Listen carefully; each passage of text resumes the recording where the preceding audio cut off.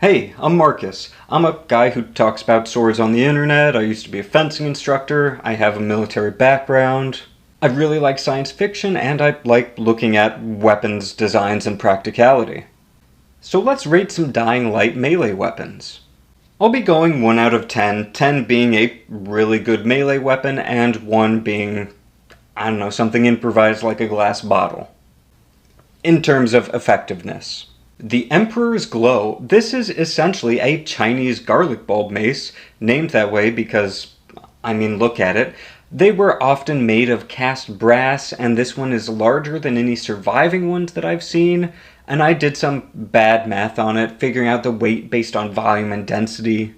This would probably weigh about 11 pounds if my math is correct, which is quite heavy given that most historical maces topped out at about 4 pounds. However, 10 pounds does fit the weight of a sledgehammer, which is this weapon class in the game, and assuming this is two-handed, I give it 3 out of 10. Heavy hammers aren't really quick, so far from ideal in this setting, although heavy leaden mauls have been used. The Last Hope. Street signs are usually made from aluminum, which would be horrible for axes, or stainless steel, which can be good for axes. The main concern is how thin street signs are. This wouldn't be good like a Viking axe that's good against armor and sturdy enough to do some yard work. It would be more like some Indian axes that specialize in dealing with, well, meat. Given that most zombies aren't likely to be wearing armor, I give this a 6 out of 10. It's pretty good, but still an improvised weapon. The Smack Hammer, another sledgehammer, I really do not like how it has spikes on the shaft. That's an accident waiting to happen. And those spikes are on the outside of the strike face. And those metal bands could help support the wood and the spikes would add some extra weight, but they're not doing any more damage, so 2 out of 10, just like the regular sledgehammer, but could hurt you when you use it.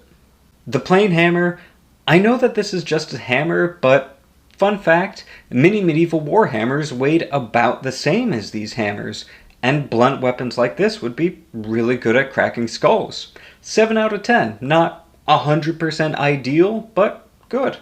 The double bit axe, there were a few double bit military axes that were used historically, but usually it was more common in tools.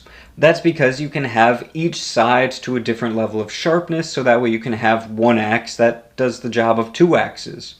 In a zombie survival situation, you'd be able to just rotate the heads whenever one gets dull.